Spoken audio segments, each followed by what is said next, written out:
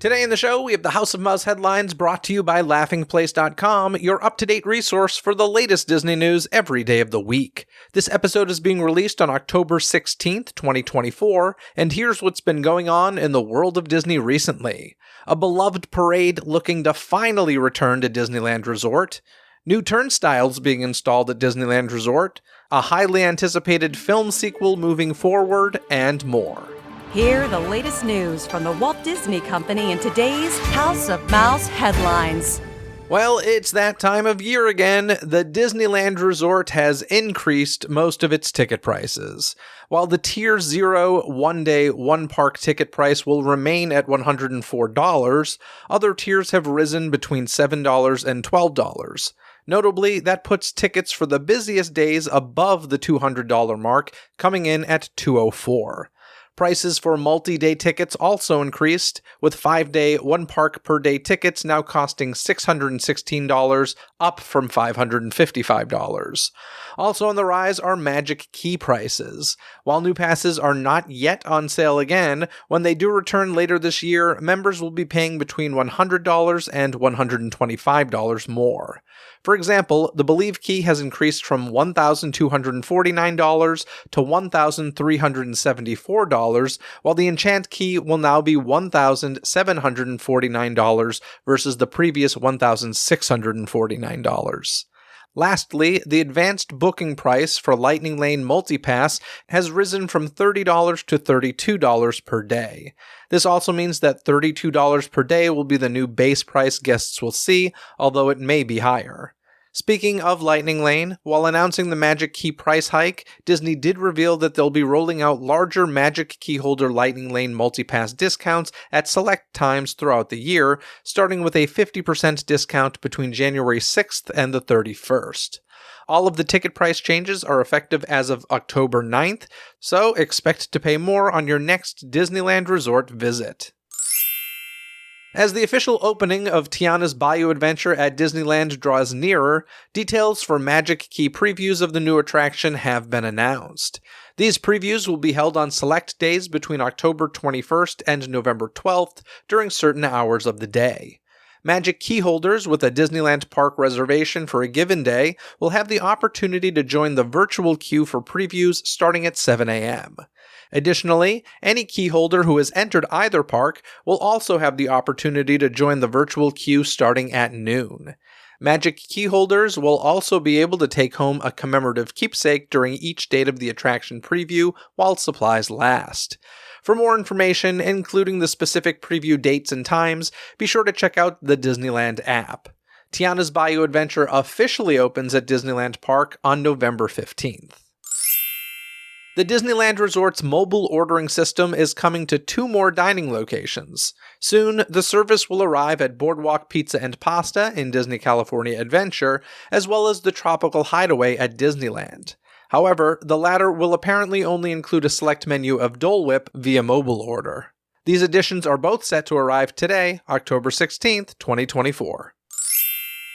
Those looking to save money on their 2025 visit to Disneyland will be happy to hear that the resort has rolled out some special offers. First, for visits between January 7th and March 20th, children ages 3 through 9 can visit a Disneyland Resort theme park for as low as $50 per child with a one-day, one-park ticket.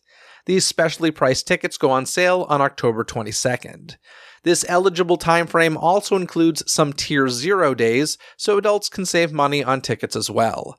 Additionally, guests can save up to 25% on select stays of 4 nights or longer at Disneyland Resort hotels during the same January 7th and March 20th window. Meanwhile, over at the Walt Disney World Resort, guests can save up to $200 per night with a 3-night, 2-day room and ticket package available at select Walt Disney World Resort hotels for stays most nights between February 26th and June 30th of next year. For those who already have admission, there's also an offer to save up to 25% on select Disney Resort hotels in early 2025. Plus, additional savings are available for Florida residents and annual pass holders. Keep in mind that restrictions do apply to these offers, so consult the resort website or your travel agent for all of the specifics. The viral bracelet brand Pura Vida has opened a new location at Walt Disney World. Found in the town center area of Disney Springs, the store celebrated its grand opening with cotton candy, giveaways, a trucker hat bar, and more. Pura Vida, which was sparked from a 2010 trip to Costa Rica, is known for their hand-woven and colorful bracelets. Founders and friends Griffin Thal and Paul Goodman met two bracelet crafters, Jorge and Joaquin, who they teamed up with to bring these simple friendship bracelets to shoppers around the world, which now includes those visiting Disney Springs. Two projects formerly announced at D23 have now been given firm release dates. First up, the new live-action version of Lilo & Stitch will arrive on May 23, 2025. This version of the film was directed by Dean Fleischer Camp and produced by Jonathan Eyrick and Dan Lin, with Chris Sanders reprising the voice of Stitch. Then, the Freaky Friday sequel, Freakier Friday, which sees Jamie Lee Curtis and Lindsay Lohan return to their iconic roles, will be released in theaters on August 8, 2025. You can catch both of these films on the big screen next year, but can also watch the original films now on Disney+. Book your flights to Genovia now, as another Princess Diaries film is getting closer to becoming a reality. The long-gestating Princess Diaries 3 seems to be moving full steam ahead with the announcement that Adele Lim is set to direct the film. Lim most recently directed Joyride and previously wrote Raya and the Last Dragon for Disney and Crazy Rich Asians for Warner Brothers. In more huge news for the project, Anne Hathaway also confirmed her involvement in the new film via an Instagram post. However, no timeline has been released for the film, and it's unclear whether other original stars will return for this sequel, but stay tuned as development continues. While the next season of Goosebumps will miss the spooky season, Disney Plus and Hulu have revealed the subtitle for Season 2, along with a release date. All 8 episodes of Goosebumps The Vanishing will drop on Friday, January 10th on both streaming platforms.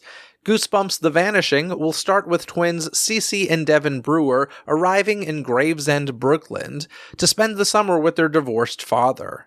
As a threat emerges, it leads them to uncover hidden secrets within their midst, which sets off a series of events that reveal a deep mystery. As they explore the unknown, Cece, Devin, and their friends Alex, CJ, and Frankie become immersed in the eerie story of 4 teenagers who disappeared in 1994. This season of the anthology series will star David Schwimmer, Anna Ortiz, Jaden Bartels, Sam McCarthy, and more. Catch Goosebumps The Vanishing next January on Disney Plus and Hulu, and check out Season 1, now streaming, which I cannot recommend enough. Get ready to get cozy with Freeform this November, with the return of 30 Days of Disney. This year's lineup includes 4 different theme weeks, including musicals, villains, epic adventures, and princesses.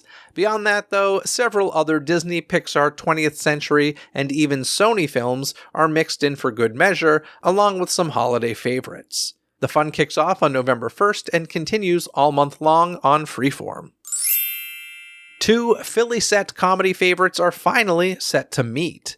After plenty of rumors and social media back and forths from show creators, it's been confirmed that It's Always Sunny in Philadelphia will cross over into an episode of Abbott Elementary this season. While they might not air on the same network, with Always Sunny being on FX, it's still under the Disney banner. Announcing the event, Sunny star Rob McElhenney shared a photo of himself alongside co-stars Danny DeVito and Charlie Day, with Abbott Elementary's Quinta Brunson, Tyler James Williams, and William Stanford Davis on the set. No premiere date has been announced for the crossover episode, but Abbott Elementary's 4th season is now underway on ABC. A major reorganization among Disney's television divisions is resulting in additional layoffs, impacting dozens of employees. ABC Signature will now be folded into 20th Television, which is currently headed by Carrie Burke. Additionally, ABC and Hulu Original scripted drama and comedy teams will now be combined into one. This newly merged division will be overseen by Simran Sethi, who has been elevated to a new title, President of Scripted Programming for Hulu Originals and ABC Entertainment. These moves are said to affect about 30 employees at Disney Entertainment Television, the majority of which come from the studio side. Reportedly, the layoffs were also split evenly between ABC Signature and 20th Television. In commemoration of what would have been Disney legend Sam McKim's 100th birthday, a special event and gallery exhibit will take place at the Bowers Museum in Santa Ana, California. McKim was a celebrated Disney artist and Imagineer who was instrumental in shaping Disneyland and other iconic Disney attractions. His contributions will be remembered with an exclusive, one-time tribute that showcases both his legacy and never-before-seen artwork. This collection will provide a unique glimpse into the mind of one of Disney's most influential artists, revealing the artistic process behind many of the Disney park's most beloved attractions. This exhibit will be held on November 10th. And now it's time to bring back Kyle Burbank from laughingplace.com. How you doing, Kyle? Hi, Jefferson. How are you? Jefferson. Here it goes. Every once in a while, I get a Jefferson. Just so the listeners know, that is not my name. My name is Jeffrey.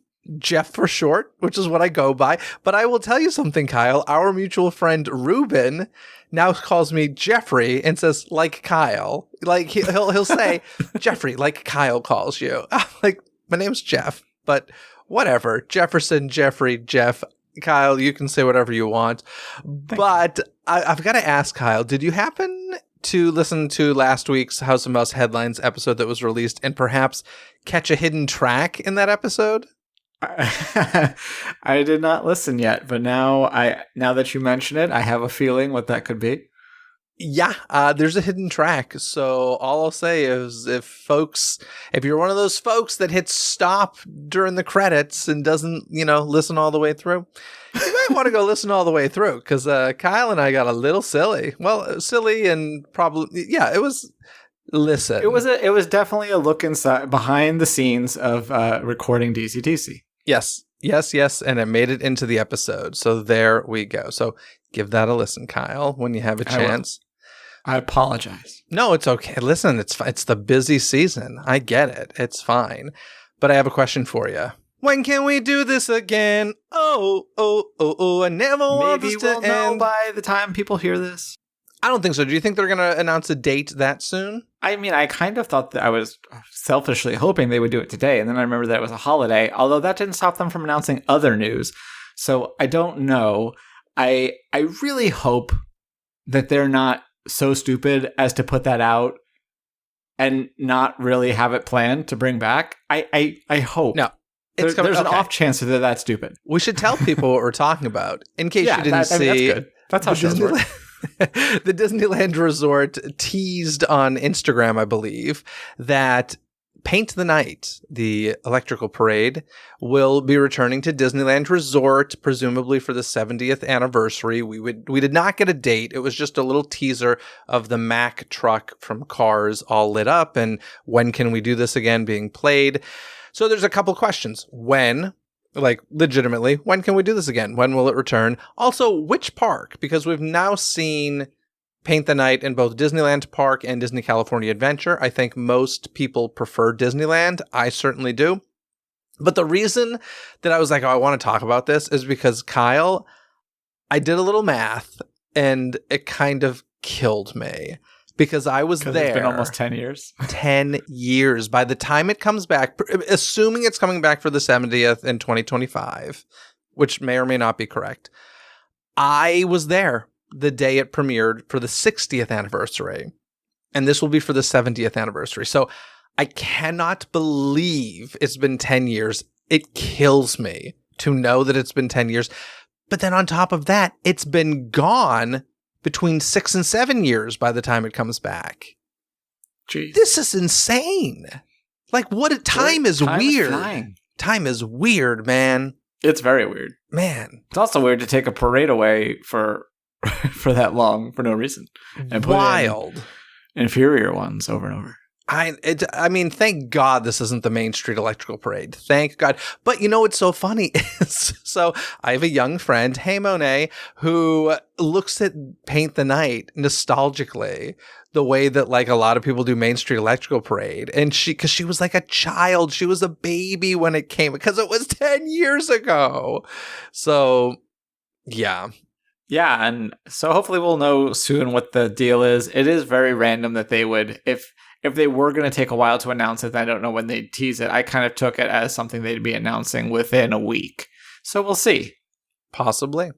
So there we go. That's happening. Also, a little weird story that Kyle was probably like, why does Jeff want to talk about this? And I'll tell you why I wanted to talk about this. We're talking about turnstiles, folks. And I wanted to talk about this because I was just at Walt Disney World, which we'll get to. I have a trip report for you. As I was entering the parks, I was just looking at their turnstile system, which of course I've experienced many times, but I'm so used to Disneyland's that every time I see it, I'm like, oh my God, this is such a nicer entrance. It's just so much more visually appealing to have a touch point as opposed to a turnstile. So in any case, there's work happening at Disneyland Resort for a new automated entry gate system. And work on this project is expected to be completed by 2025, and it'll be done in phases in order to minimize guest impact. A test section of new turnstiles utilizing similar technology to that on display at Disneyland Paris and Tokyo Disneyland was installed at the main entrance to Disney California Adventure earlier this year. These new turnstiles had Magic Band Plus scanners attached, allowing guests to tap directly into the park instead of using a cast member's device. So a question about this. We all know that Disneyland Resort Magic Band Plus isn't really catching on. So do those touch points work for something else? Or like, that's going to be a small percentage of people who have that. So how's it going to work otherwise? The ticket media there might be a different scanner, or they might put the APs you could tap at Walt Disney World, because they had the NFC or whatever RFID in there. So I don't know if they'll do something like that with the ticket media. I mean, because I'm sure they could do it real thin. Or I guess most people probably just have it on their phone. So maybe you could just tap your phone. Or yeah, maybe there's a scanner. At Disneyland, I've only done it at Disneyland Paris. And yeah, you kind of scan the pass. So I don't know if these have those or not. Okay, so and if it's a phone thing, it'll probably be done like Lightning Lane, is my guess. Yeah, I've never experienced Lightning Lane, so I really couldn't tell you, unfortunately. No, well, good for you. I appreciate that you haven't. Anyway. Well, I mean, more so because I haven't been to Disneyland since. I gotcha. So, yeah, so that's going to be happening. The gates will automatically open when a ticket is scanned and a guest's photo is either taken or validated. These gates are also fully stroller and handicap accessible, and cast members are positioned on the other side of the gates to ensure that tickets are valid and to help with any concern. So yeah, I'm all for this, although it sounds like there's still going to be a gate that needs to open in this case. I really just like the touch point that they have at Walt Disney World. I really, really like that. Yeah, this will be, like a little plexiglass thing that'll probably open when you come through. Again, just based purely on my experience at... Well, actually, I guess Disneyland Paris, I don't think it has a little plexiglass thing. I think it's still a turnstile, but it unlocks. I forget. It's been a while. Well, basically what it means is less cast members needed. Probably half. Anywho, new turnstiles. Disneyland Resort. It's happening. And yeah, hopefully they're pretty. Hopefully it just makes it less cluttered. Hopefully it makes it more Walt Disney World-like at the entrance, I would say. Because honestly, I always look at Walt Disney World and it looks like you just walk in, right? And I know you can't, but there's something welcoming about that. Am I insane? I think psychologically it's far more welcoming and less of a prison, for lack of a better term. I mean, if these new turnstiles also, if you get the special magic bands that do special like light up things, that'd be fun too. For the 5% of Disneyland Resort people who get them, I guess. I'm sure. Yeah, well, if you get the super deluxe $5,000 magic key, maybe it does. It glows a special color for you. You know, it was funny when I was just at Walt Disney World, I had remembered something that I kind of forgot about. I was like, oh my gosh, remember when everybody had a magic band because they sent them to everybody going on vacation? Like, that wasn't that long ago. Remember how skinny the original magic bands were too? Like, if you compare it, just that like little stick instead of the puck. Yeah. So different. Oh, crazy. But it's wild to think every single guest had one of those at one point. I don't appreciate how much magic bands cost, but I like them in principle. For like what they do or style? Yeah, I enjoy using one when I go to Walt Disney World. Yeah, I never do. I have a Magic Band Plus. It's very rare for me to use it. I should do it more often. I have a Plus that I've never used because I haven't been since. But I back in the days when they would send them to you, I think I might have purchased an additional one. I can't be sure. Let's move on, because fans of Chester and Hester's Dino-Rama will want to head out to Disney's Animal Kingdom soon to experience what's left of the area, as it will soon be closing to make way for the new Tropical Americas area. The following attractions will have their last day of operations on January 12th, 2025, closing permanently on January 13th. Triceratops Spin, Fossil Fun Game, and Chester and Hester's Dinosaur Treasures. As previously announced, construction on the land will be done in phases. At this time, Dinosaur, the Boneyard, Restaurantosaurus, Dino Bite Snacks, and Trilobites will remain open with no closing date given. The former Chester and Hester's Dino-Rama will transform into the South and Central American-themed Pueblo Esperanza. The area will include a brand new Encanto attraction and a new carousel with wood-carved animal characters from Disney stories. So, yep, that's happening. We all knew this was coming. I did ride Dinosaur for one final time while I was there. It's in rough shape, not gonna lie. It was not looking great, but to be expected. And a fun ride. Although I will say, our pal Ruben pointed out some fun things to me of like remnants of Countdown to Extinction. Like there are just signs on the wall, and even on the rovers, it'll say like CTX, which stands for Countdown to Extinction. And I was like, oh wow, there's some fun little remnants to the OG attraction, which I did ride. I rode Countdown to Extinction because I went to Disney's Animal Kingdom in its first year. But yeah, I wanted to have one last moment with Dinosaur. I did. It was lovely. And very loud. Well, it's loud. A lot of people are scared of this attraction, which I don't understand. I really don't get it. Like, I know a lot of adults who find it terribly scary. It's loud and startling. You know, guess. Coming from me. I keep my eyes closed the entire time. I enjoy the motion just like I do on Indiana Jones. But why do you do it at all? Because my friends do it. Okay, fair enough. I'm susceptible to just the tiniest bit of peer pressure. No, I think it's fun to go on the ride part of it. There have been times where I'm like, you guys go, I'll sit this one out. But most of the time I'll do it. By the way, did you happen to see, speaking of Dino Land, did you happen to see a video I posted of Dale in his little dinosaur outfit in the rain? I did, but I don't remember much about it now. It was honestly one of my favorite character interactions ever. I'm walking toward Dinosaur, and Chip and Dale and the little dino onesies come walking toward me, and it was raining out. I'm like, hey Dale, how's it going? And he kicks the trash barrel, and it was just so out of left field, shocked me. I couldn't stop laughing. It's like, Dale, what is going on? Are you all right? And then Chip comes walking behind, but it cracked me up so much. I'm like, this is one of my favorite character moments ever. That's awesome. Fun times. So yeah, that's happening. That's a closure happening. Another closure, although a temporary one, at Walt Disney World. We got Big Thunder Mountain Railroad temporarily closing for refurbishment on January 6th, 2025. The attraction will be closed for the entire year and is planned to reopen in 2026 with, quote, a little bit of new magic.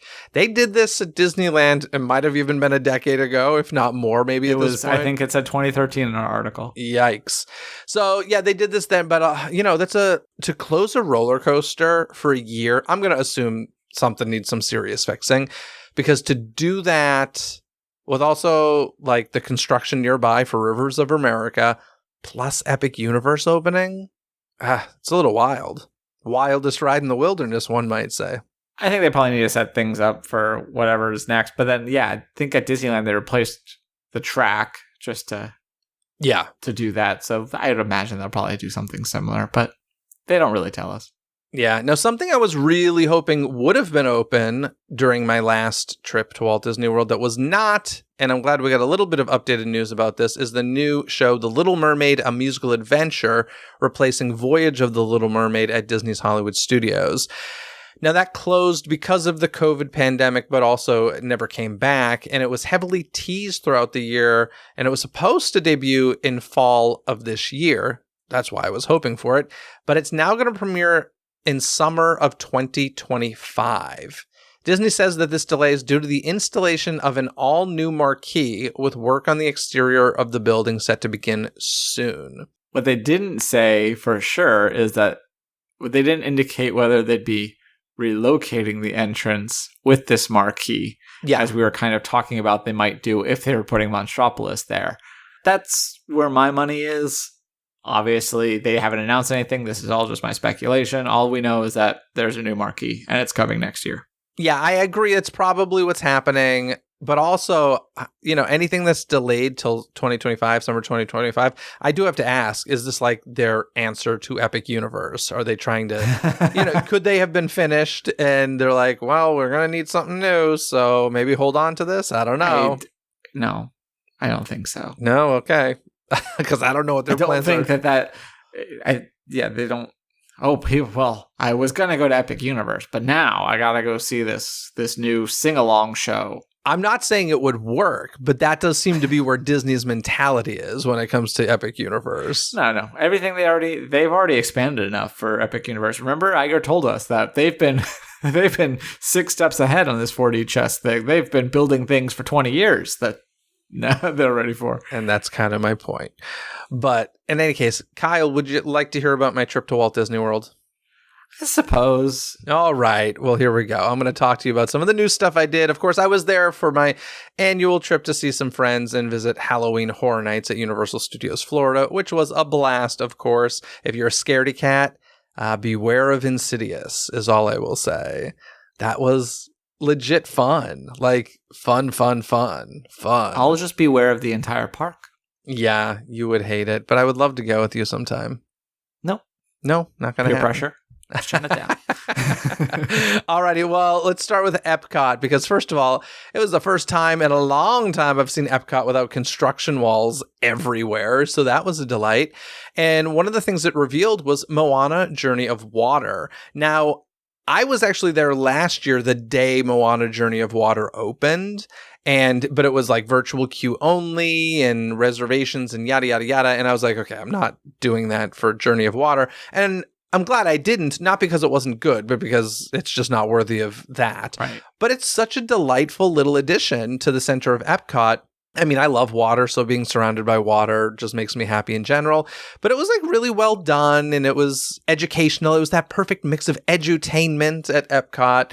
And I actually thought it was quite a nice little addition with some fun interactive moments. And, we spent a little bit of time in there, and it's a nice leisurely stroll on a hot day. Oh my gosh, I would love to be in there. You get to touch water, you get to walk through mist, like it's awesome. And then of course there are kids who are just getting soaked, which is easily avoidable, I will say. You might get a little splash here and there, but easily avoidable, absolutely beautiful, and big fan of it. So I would say nice addition. Fan.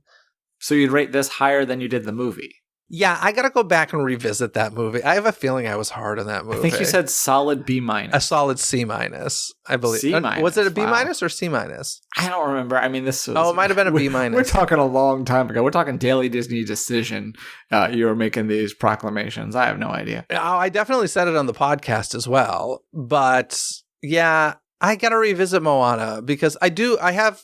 other than the one absolute trash song, I do really like the music. Which one's the absolute trash song? song? Come on. Do I even need to say it?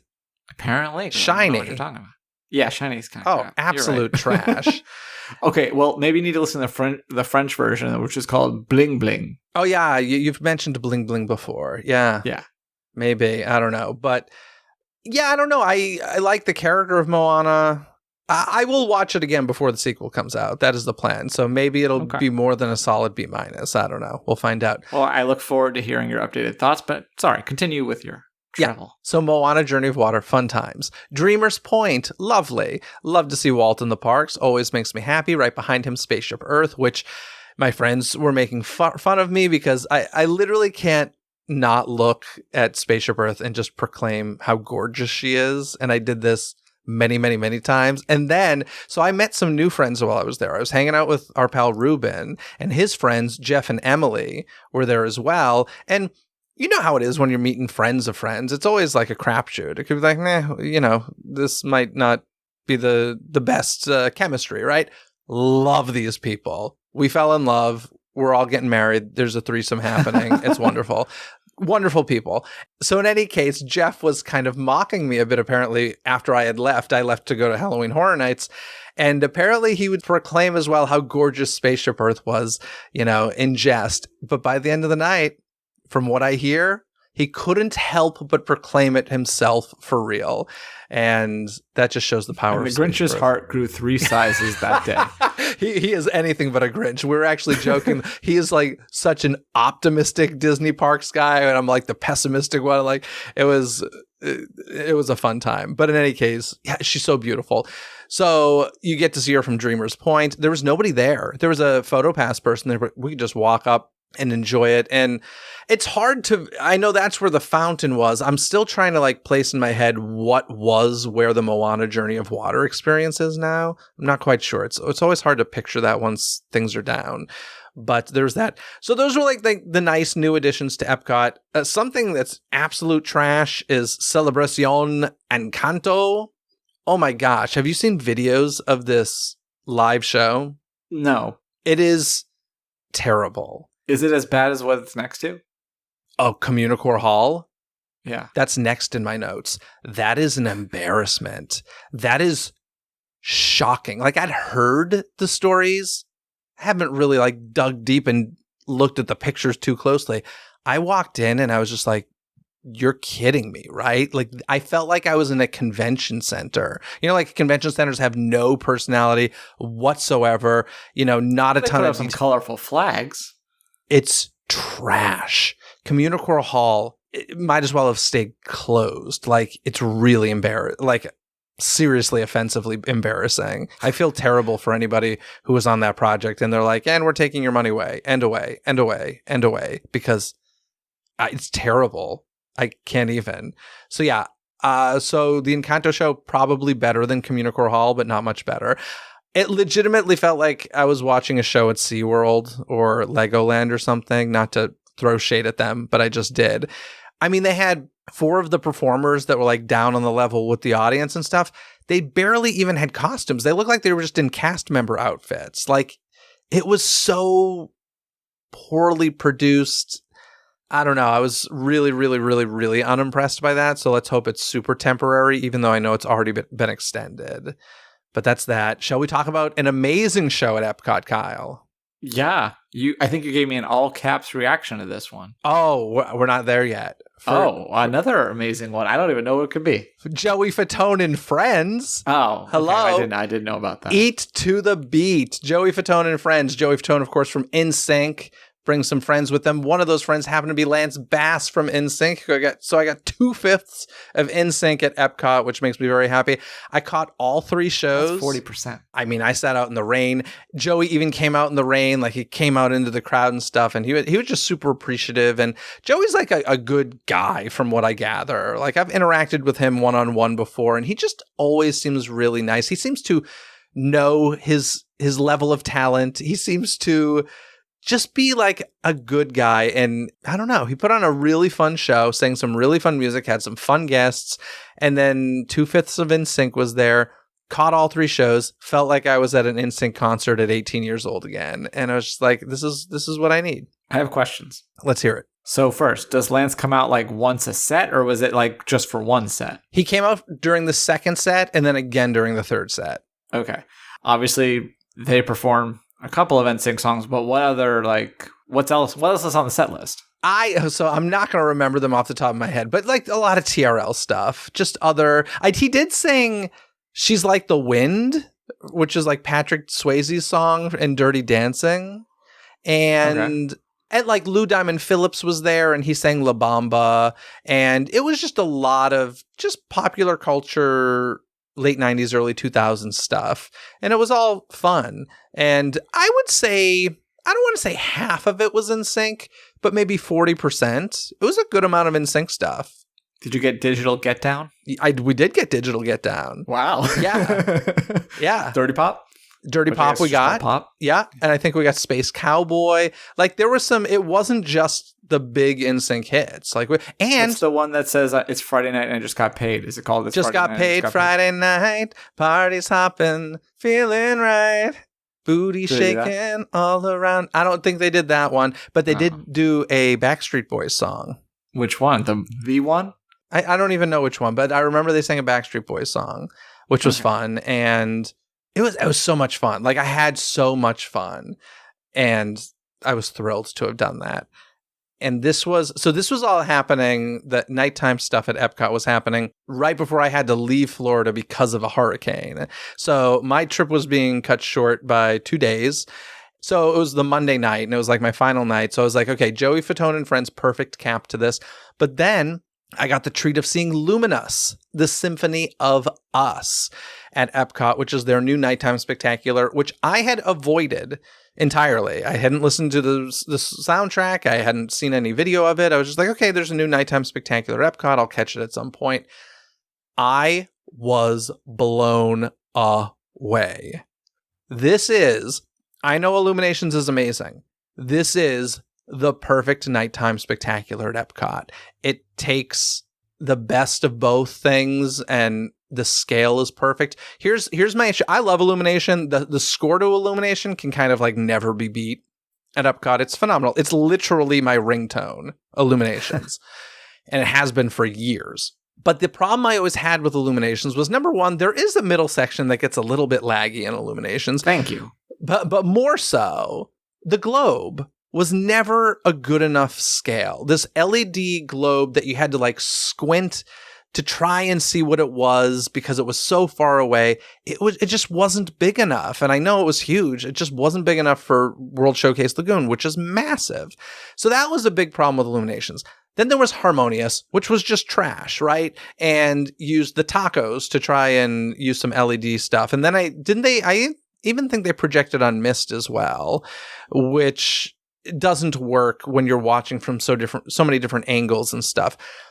Luminous, the Symphony of Us, doesn't have any projection stuff that you need to squint and look at. It's just fountains, lasers, lights, pyro, and therefore you're getting to experience it all no matter what angle you're watching from. So that was a huge improvement.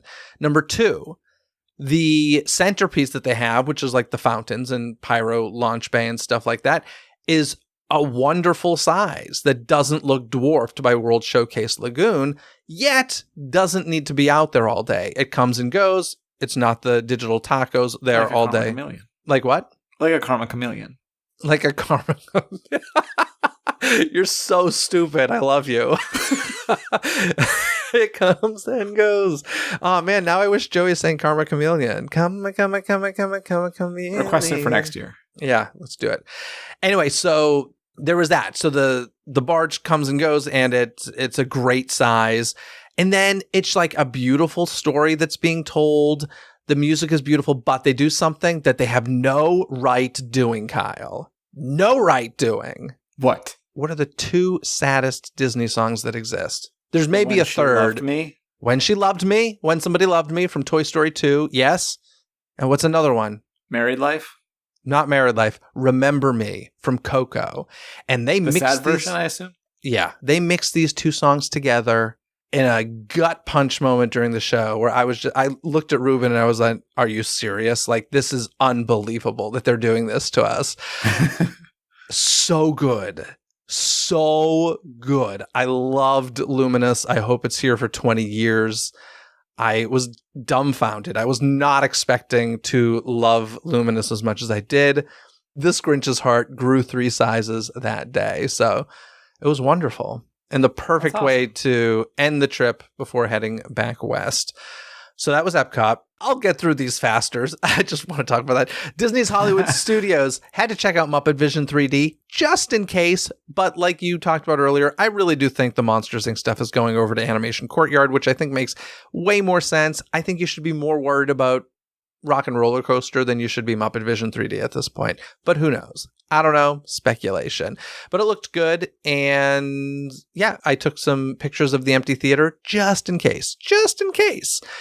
Walked into the Roundup Rodeo Barbecue over in Toy Story Land, which I hadn't seen before. Not an inexpensive menu. I think it's like around $60 a person, but it's kind of like, I don't want to say cafeteria-like, but it's very, I mean, it fits the rest of the land. It's very kind of just hokey and, I don't know, a box with crayons. It's family dining though, right? So you get like unlimited food. I think so. I really didn't spend much time in there, but I wasn't like super impressed as well. It did smell good though. I mean, the smell of barbecue is amazing. So that accounts for something. We went to Beauty and the Beast live on stage. I want to mention this simply because Ruben kept mentioning over and over again the updates to the show. Apparently, there have been some updates with costumes and some staging. So if you're a big Beauty and the Beast live on stage fan, I don't know how long ago this started, but I'm going to assume within the last 6 months or so, there's some updates to Beauty and the Beast live on stage. And then a little fun Tower of Terror fact. Of course, I had to do Tower of Terror because we don't have it here on the West Coast anymore. Do you know about the whole use the stairs little hidden message on Tower of Terror or in the queue? No. I've only been on Florida's once. Okay, so when you're in the lobby heading into like the queue, you're in the queue rather, there's the directory with that blackboard with those white letters that can move around and stuff. And certain letters are missing, and Ruben showed me, if you look down in like the crease that's not really in plain sight, those letters that are missing are rearranged and say, use the stairs. And I was like, that's awesome. I love it. So that was fun. That's Disney's Hollywood Studios. Do you have any questions for me? That was lightning lane fast. That was lightning lane fast. That was hotel struck by lightning fast. I did see the nighttime projection show there. That was fun. But I'm trying to think. I didn't spend a ton of time there. I really just wanted to make sure I saw Muppet Vision. And I was basically just hitting the stuff that was either going away or was new to me. That was kind of my goal. So makes sense. Yeah. Well, you say you took photos of the empty theater. Was that after it had reset? As it was resetting and before the next group came in, I just kind of stood in the doorway, and I'm sure they were looking at me like, keep moving. But I was like, I need this. I need this for my soul. So yeah. Magic Kingdom. Something I noticed there, which probably happened at all the parks, but does not happen here at Disneyland, and I'm now requesting it. Separate lines for strollers to go through security? Yes, please. Yes, please. Why does this not exist on this coast? Lots of things don't exist on Disneyland for some reason. It's so weird. Separate lines for strollers make me roll my eyes so much less. I can't stand when security goes through strollers. It drives me crazy. And I get it. Listen, necessary, safety, whatever. I just don't want to deal with it. So then, of course, I had to check out the Country Bear musical jamboree. Have you watched video of this at all? Nope. Okay. I will see it in person someday. There you go. That's the way to do it, Kyle. So I will say, I mean, listen, the show's like whatever. If they were going to update it, I wish, and I'm saying this as a non-country music fan, I would have preferred they updated it with more current country music and country stars, but I get it. They're saving money. They don't have to pay for rights this way. They're doing Disney music. I just don't like when they take great Disney songs and put a spin on them, whether it's country or even like the pop versions that Disney Channel stars used to do. I'm like, I don't need to hear Kiss the Girl in a way that isn't from the movie, honestly. But there's that. But the animatronics look great. And there's no clickety-clackety anymore. Like, from the moment the show started, the three heads on the wall used to make a lot of noise. And as soon as the show started, I was like, oh my gosh, they're silent. Like, wow. So the audio animatronic figures look great. Big Al, though, not too much Big Al in the show, which surprised me because I know Big Al is a very popular character, and he is... I don't know how much stage time he had last time, but I felt like it was scaled back. He only had the one song, I thought.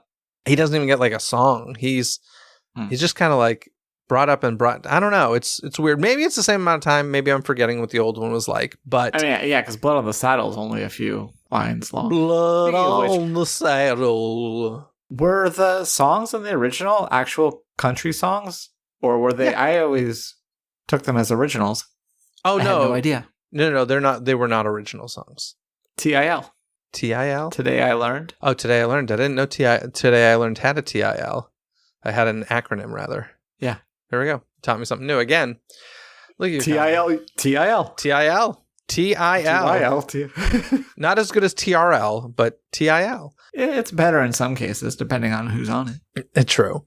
So that's Country Bear Musical Jamboree. I also swung by, which I know I've done in the past, but have zero memory of, and I wanted to do this because of a recent episode of Disney Coast to Coast, episode 1119.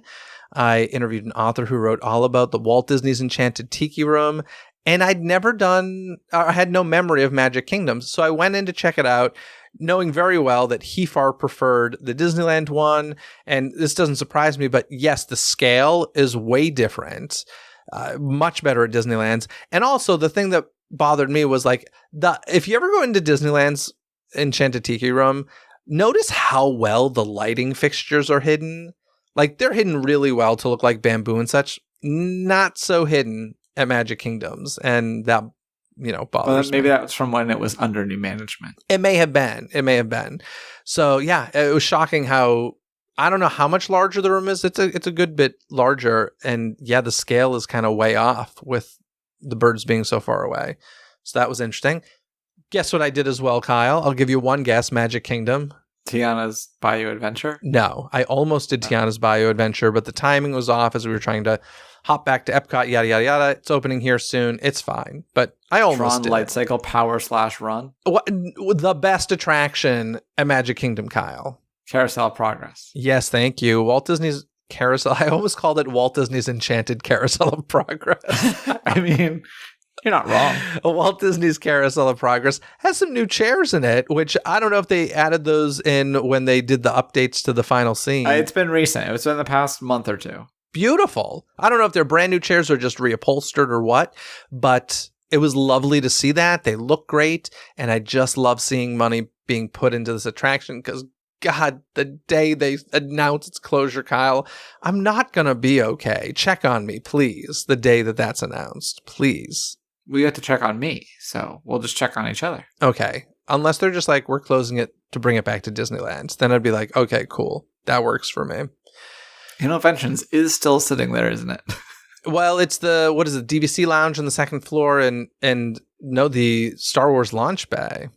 Yeah, but I mean... Oh, it's there in terms of like the land. Like the building is there? It's being used technically, but not in a real sense. I've heard, and I don't know whether or not this is true, I've heard the motor has been removed from that building, so it can't even spin right now, even if they wanted it to. But who knows? Anywho, so there's that. I had to say goodbye to the Rivers of America as well. And I'm going to say something that's going to upset a lot of people, but... Probably not me. Probably not you. In fact, I know not you. But I was looking at it, and I was like, you know what? The Rivers of America in Magic Kingdom does not make the same statement that it does at Disneyland. It's kind of, I don't want to say off the beaten path, but it's like, it's behind stuff. Whereas at Disneyland, you see it. You walk into that land, it's there, it's prominent, it's front and center. And used. I know that there's Tom Sawyer Island on there, but they use it for Fantasmic, so it's a stage too. Yeah, so I just don't think it's as prominently featured.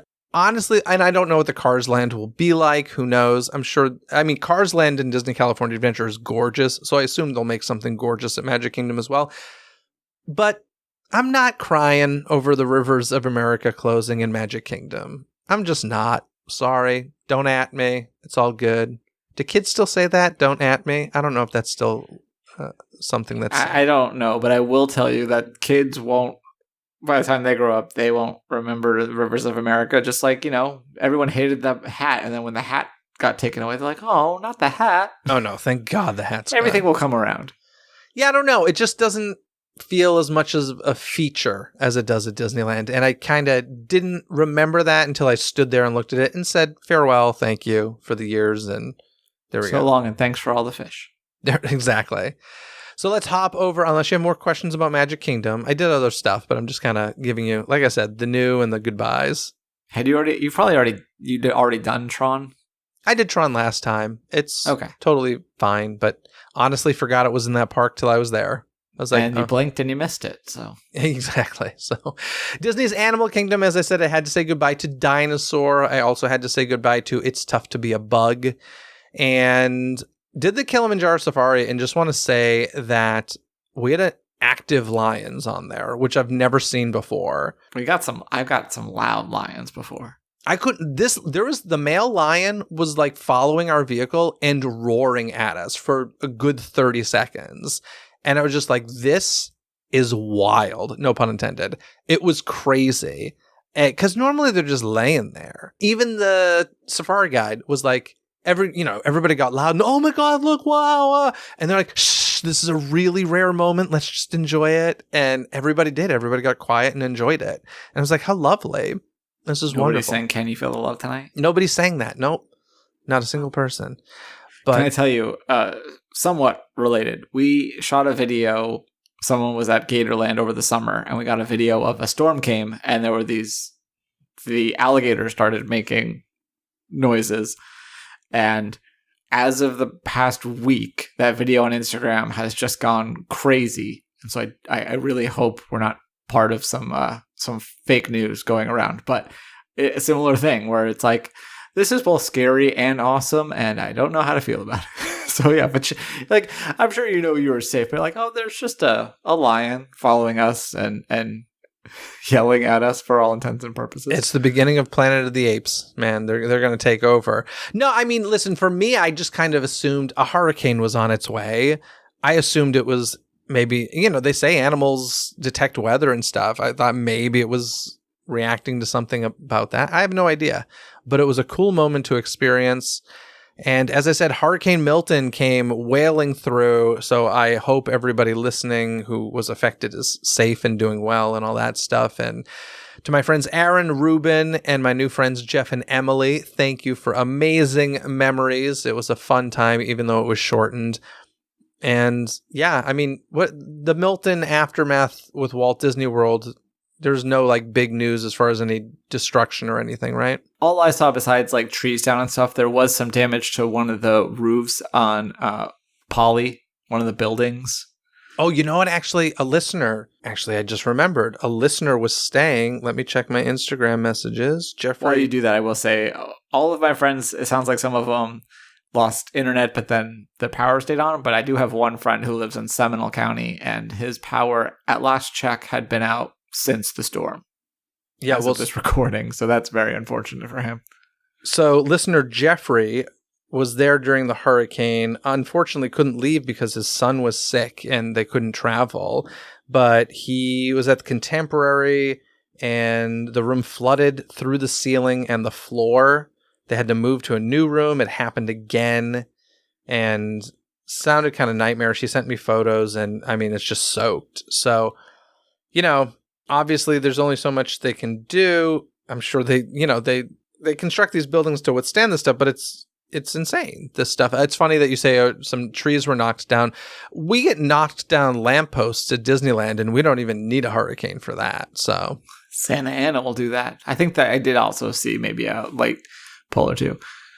Yeah, so I forgot about that. So Jeffrey, unfortunately, had some bad luck with his hotel, but haven't heard of any dangerous situations at Walt Disney World or anything like that. So that's good. And to everybody in Florida, I hope they're all recovering okay, because those two hurricanes pretty close back to back. I selfishly thought I was safe because I, heard about the one a couple weeks before I left. I was like, great, they're getting through this and it'll be good by the time I get there. I will say, other than that hurricane sort of stuff coming in, like the first few days, some of the best weather I've had in Florida in a long time. The humidity was low. The temperature was reasonable. It was kind of nice. Nice. That was my Walt Disney World Orlando trip report. Any other questions before we say goodbye? Before we say goodbye. Do you know what that's from? No other question. No. Before we turn and walk away, just give it familiar, one more try before we say goodbye. It's Together. Do you remember Together, the fake boy band? Yes, I do. The MTV band, the hardest part of breaking up is getting back your stuff. Yeah. And I know my calculus. You plus me equals us. Yeah, you plus me equals us. Yeah. Anyway, you had a question for me. I didn't have a question for you. I had a comment and just wanted to let you know that, and I already did, but I will tell the listeners, I was watching the Throwbacks channel, one of those new always on channels that they put on Disney Plus. Yes. And it showed Honey, I Shrunk the Kids, followed by Honey, I Blew Up the Kid. And I felt like that was important. Did they include Honey, We Shrunk Ourselves? I didn't watch long enough to know. Okay. Well, listen, I appreciate that update. That is. I had to watch seasons upon seasons of Growing Pains over on Plex. So that took precedent. I love Growing Pains. I own every season on DVD. It's really hard for me to support it, though, knowing how insane Kirk Cameron is. I'd never watched it until this weekend, and I watched it for several hours. Did you like it? That song is just all day, just Show me Nobody's- that smile again. Show me that smile. Don't waste another minute on your crying. Oh, it's so good. Here's the thing. You were either a Growing Pains guy or a Family Ties guy. And listen, I love Never me. seen a Family Ties. I love me my Michael J. Fox, but I'm a Growing Pains guy through and through and through and through and through. Love Growing Pains. They used to show it on Disney Channel late at night. Okay. I did see the episode where the one, Ben, is that his name? Yeah. The younger boy? Yep. He wakes up and he's on like a show that is essentially Growing Pains, Mm-hmm. and all the cast members are playing themselves. Yeah. That was fun. You're watching them in order, right? I mean, I'm not paying that much attention seeing them in order, but it's kind of like Pluto TV, not to be confused with Pluto the dog, Mhm. called Plex. And as I found out, it's not like Pluto TV and where they'll show, at Monday through Fridays at 8, you're watching Frasier. There's 3 shows on this channel, and they show them from the first episode to the last episode. So the first time I turned it on, it was Drew Carey show, and then that ended, and it became Perfect Strangers. And then I guess at some point they put on Growing Pains, and so they just burn out the entire series, and we just happened to be stuck in the middle of that. So I think we saw select episodes from seasons 5 through 7. Leo DiCaprio got there by the end. Yes, Leo in there. And did you see the Matthew Perry episode? No, I think that was earlier, but I found out after the fact. We heard him referenced, but he was already dead.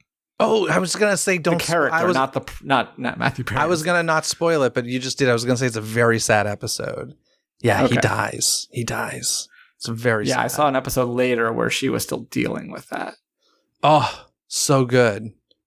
I love that show. I tried to watch Perfect Strangers because talk about great theme songs. One of the best theme songs ever, Perfect Strangers. And I started watching it. I don't know. I just wasn't connecting with it. And also I was like, this is kind of problematic in this day and age. Like just the whole mocking of a different culture with Balky. And I was just like, I'm surprised that this is still okay. I don't care, but I'm surprised it's still okay. In any case, now that we're talking nothing to do with Disney, shall we wrap things up? I think so. Awesome. Probably a good idea. Kyle, have a good couple of weeks. I'll talk to you again then. Bye. Bye. You've heard the news, and now I want to hear what you have to say about it. What do you think about the Little Mermaid show at Disney's Hollywood Studios getting a new marquee? Could this be related to the Monstropolis project? Share your thoughts on that or any other projects mentioned in today's episode. Call 818-860-2569 and you may just hear yourself on a future episode of Disney Coast to Coast. Thanks for tuning into this episode. Don't miss any future episodes by subscribing and following Disney with a Z, Coast to Coast on your favorite podcast app, where episodes are available 24/7. This episode has been executive produced by Jeffrey Riccio. Gain rewards like Jeffrey, including access to never-before-heard episodes and live-stream Ask Me Anythings, by visiting the Patreon link in this episode's description. Until next time, anything you need can be found in this episode's description, from the DCTC hotline, where you can leave a voicemail and be heard on a future episode, contact info to reach me, some free gifts from me to you, and so much more. So be sure to check out this episode's description. Other than that, folks, have a magical day. Bye!